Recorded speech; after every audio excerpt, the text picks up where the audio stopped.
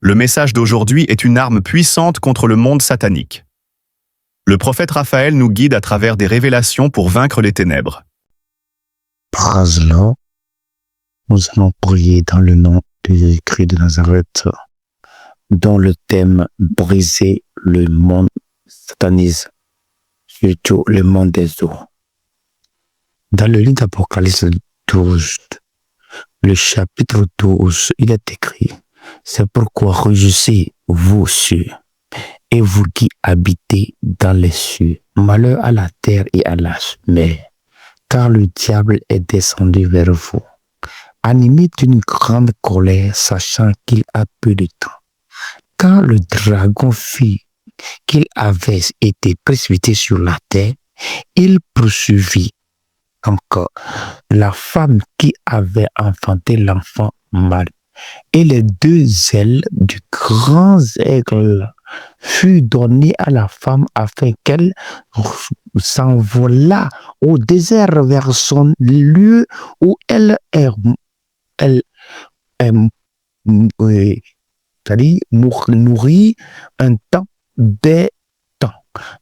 Et la moitié d'un temps loin de la face du serpent. Et de la bouche, le serpent lança de l'eau comme un fleuve derrière la femme afin de l'entraîner par le fleuve. Et la terre secourut la femme, et la terre ouvrit sa bouche et engloutit le fleuve que le dragon avait lancé de sa bouche. Et le dragon fut irrité contre la femme et il s'en alla vers la guerre aux restes de sa postérité, à ceux qui gardent les commandements de Dieu et qui ont le témoignage de Jésus. Alors, nous qui avions le témoignage de Jésus, nous sommes sauvés. Satan ne nous laissera pas en paix. Et c'est la prière qui va faire en sorte que nous allons vaincre le monde des ténèbres, surtout le monde des eaux. C'est-à-dire, c'est des esprits têtus sur lesquels, si on te connecte avec cet esprit satanique, on amène ton nom et tu te vois dans le monde des autres, tu vois une femme, un homme te couche et tu n'as rien fait pour pouvoir arriver à vaincre. Mais Dieu est le seul qui peut nous aider parce que l'accusateur de nos frères, Satan, accuse les croyants devant l'Éternel de servir ce dernier dans le but de bénéficier davantage ou bien personnel, des grâces personnelles, c'est-à-dire dans Job 1er, par exemple, 6, le verset 11. Et alors, il a noté que ils l'ont vaincu. Satan a été vaincu. Sur la terre, les croyants fidèles vaincront Satan et seront affranchis de son pouvoir par le sang de l'agneau. Et prenant fermement position pour Christ et manifestant de moins la volonté de le servir et de quel qu'en soit le prix. Alors cela veut dire que le diable aujourd'hui va nous relasser par la parole de Dieu. Parce que le diable aimait une grande... il est animé de grande colère parce que il a été précipité sur la terre, il est vaincu. Et donc, Satan, sachant qu'il est condamné et qu'il ne tardera pas à être vaincu, n'aura plus de pouvoir que sur la terre. Alors, l'expression peu de temps, c'est quoi? Il correspond à la période de tribulation à cause de sa grande colère. Tous les saints connaîtront une grande souffrance. Alors, les saints connaîtront de grandes souffrances, mais la souffrance que nous menons par les esprits des eaux, sur lequel les gens cherchent à trouver des moyens pour avoir accès de trône, de royauté, pour pouvoir nuire, pour tuer, pour donner du sang à Satan. Mais vous savez qu'il poursuit la femme. Satan tentera de détruire la femme.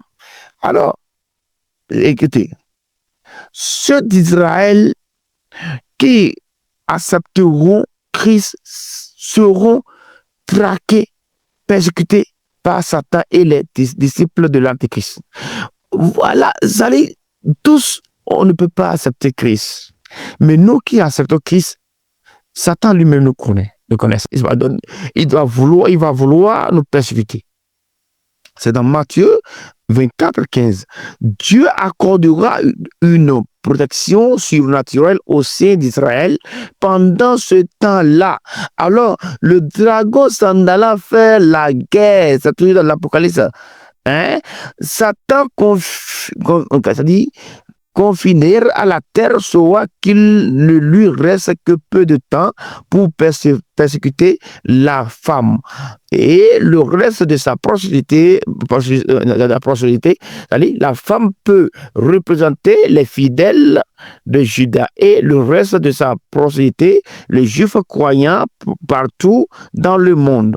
C'est-à-dire monter dans la mer une bête. La bête, c'est quoi? C'est un décrit le conflit opposant l'Antéchrist à Dieu et à son peuple pendant la tribulation. La bête montante de la mer représente le grand gouvernement mondial final de l'histoire. C'est quoi? Le gouvernement composé de 10 royaumes soumis au contrôle de l'Antéchrist.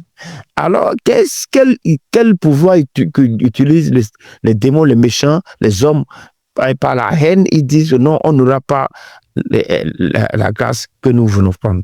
Les Judas vont toujours continuer par garder notre richesse, notre gloire. Aujourd'hui, ils vont relâcher parce que la colère de Dieu va s'enflammer. Parce que Satan donnera sa puissance à ce gouvernement qu'il emploiera contre Dieu et son peuple. Pour connaître l'explication que les anges donnent de la bête, c'est quoi? C'est-à-dire, la bête, il s'agit de la même bête qu'on représente pas seulement le royaume du monde des gentils et des faits des temps, mais également le roi de ce royaume. Ce sera une personne aussi cruelle qu'un animal. Ce sera une personne aussi cruelle qu'un animal. C'est-à-dire, elle obtiendra le contrôle politique et religieux du monde à ce moment-là. Et bien, dans Daniel 7, 4, 6, alors, ce roi est appelé l'homme impie. Dans 2 Timothée 2, 3. 1 Jean 2, 8 dit quoi? L'Antéchrist représente comme le vrai Christ. C'est ce qui se passe et on voit les faux prophètes qui disent qu'ils font des miracles, des paradis sur l'air, tout ça là. Mais écoutez, le merci authentique dans Matthieu 24, 24 dit quoi? Il fera une alliance avec la nation, c'est-à-dire la nation d'Israël. Daniel 9, 27. Alors, blessé à mort, l'Antéchrist recevra une blessure mortelle et le monde entier en sera témoin, mais c'est-à-dire ressuscitera par la puissance surnaturelle de Satan. Mais écoutez, et dans Apocalypse 17, 8, il semblerait que Dieu ait autorisé Satan à essayer de contrefaire la puissance de Christ. Mais ce pourrait être son principal moyen de tromper la race humaine. Dans 2 Timothée 2, 9. Alors, de ce fait, la guerre au sein, c'est quoi? Au cours de la tribulation, les hommes pourront choisir soit de suivre la voie facile et populaire de la nouvelle religion, soit de croire en Jésus-Christ. Lui rester fidèle. Ceux qui resteront fidèles à Dieu et à sa parole seront persécutés et peut-être tués même. Satan vaincra.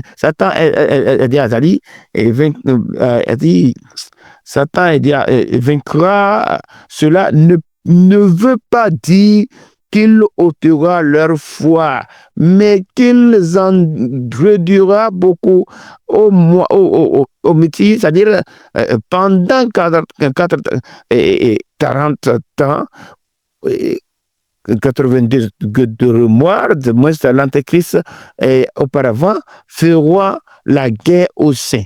Mais écoutez, ce qui s'est passé même dans la loi de Moïse. Alors, persévérons. Et alors, si je me dis cette parole, c'est pour te dire que il est temps, il est l'heure à ce que ça s'arrête comme ça. Que le monde des eaux sache que Dieu, il est puissant. L'Antéchrist proclamera lui-même Dieu. Et surtout, pourquoi lui-même Dieu? C'est Isaïe 30, premier. On dit, on dit malheur. Dieu est et il jouera c'est-à-dire, de pouvoir surnaturel du monde démoniaque, si bien qu'il sera adoré. Alors, la région de l'Antéchrist enseignera donc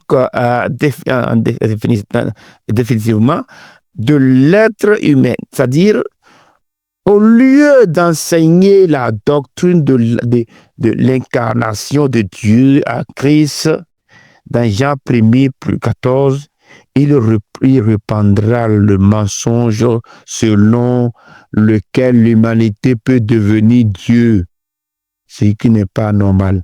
À l'heure actuelle, l'enseignement du nouvel âge prononce cette théorie de l'Antéchrist et prépare peut-être les masses à l'accepter. Je m'en vais te dire que ce soir, après le message, même dans ton sommeil profond, tu verras Dieu. Dieu va nous consoler parce que nous servons un Dieu qui console, un Dieu de compassion. Même dès la fondation du monde, l'agneau qui a été immolé, la mort rédemptrice de Christ pour le salut de l'humanité, a été décrété au tout début de la création et du monde, c'est-à-dire dans Genèse 3, 15, une autre bête. Elle assistera la première bête, c'est-à-dire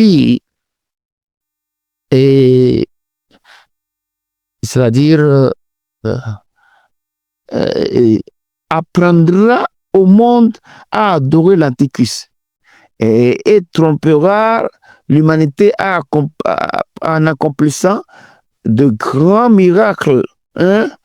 Et Deutéronome 13, 1er 3. Elle est aussi appelée le faux prophète. Une image de l'Antéchrist sera sans doute placée dans le temps de Dieu, dans Daniel 9, 27. Donc on les reconnaîtra par leurs fruits. Ces deux cornes semblables à celles d'un agneau montrent qu'il essaiera de tromper les hommes en faisant mine d'être aimant, bon et agréable, alors qu'en réalité, son caractère ne sera pas celui d'un agneau, mais d'un dragon. Matthieu 7, 15. Matthieu 7, 15, vous définissez. Matthieu 7, 15. Matthieu 7, 15, il est écrit. Matthieu 7, 15, il est écrit. Alors, pour éclaircir, Matthieu 7, 15, pour pouvoir voir la clarté. Matthieu 7, le verset 15, il est écrit. Gardez-vous des faux prophètes. Ils viennent en vous en vêtements de brebis, mais au-dedans sont des loups ravisseurs. Vous les reconnaîtrez à leurs fruits. Et ont des raisins sur les épines ou des figues sur des charbons. Tout bon arbre porte de bons fruits. Cela veut dire qu'ils font des choses horribles sur lesquelles les gens sont séduits et le monde vient c'est-à-dire attiré par le diable. Le monde des eaux attire. Leur problème, c'est attirer. Et il y aura le monde, mais il n'aura rien comme quelque chose. Ils vont envoûter des gens et venir dire qu'ils vont déjà envoûter et pour dire c'est un miracle. Or, gardez-vous des faux prophètes. Pourquoi dit cela? Vous les reconnaissez à leurs fruits. Les faux prophètes qui extérieurement paraissent justes, mais qui dedans, ce sont des loups ravisseurs, peuvent être identifiés par leurs fruits. Le fruit des faux prophètes consiste à des caractéristiques malsaines que l'on découvre dans la vie de leurs disciples dans 1 Jean 4, 5, telles que celles que nous mentionnons ci-après. Il s'agit de gens qui professent le christianisme, mais qui suivent davantage une personne que la parole de Dieu, et il adore la créature plutôt que le Créateur. Dans Romains 1er 2, Romains 1er 25. Romains 1er 25. Romains 1er 25. Romains 1er 25. Romains 1er 25. Romains 1er 25. Il est écrit, le verset 25, pour plus de précision, il est écrit, eux qui ont changé la vérité de Dieu en mensonge et qui ont adoré et servi la créature au lieu de créateur, et qui est béni éternellement. Amen. Alors, c'est pourquoi Dieu les a livrés à des passions infâmes, car leurs femmes ont changé l'usage naturel en celui qui est contre nature. Et de même, les hommes abandonnant l'usage naturel de la femme se sont enflammés dans leurs désirs les uns pour les autres, commettant homme avec homme des choses infâmes et recevant en eux-mêmes le salaire que méritaient les égarements. Alors, cela veut dire que homme avec homme, l'apôtre considérait probablement l'abomination de l'homosexualité et du lesbianisme comme la plus grande preuve de la dégénération.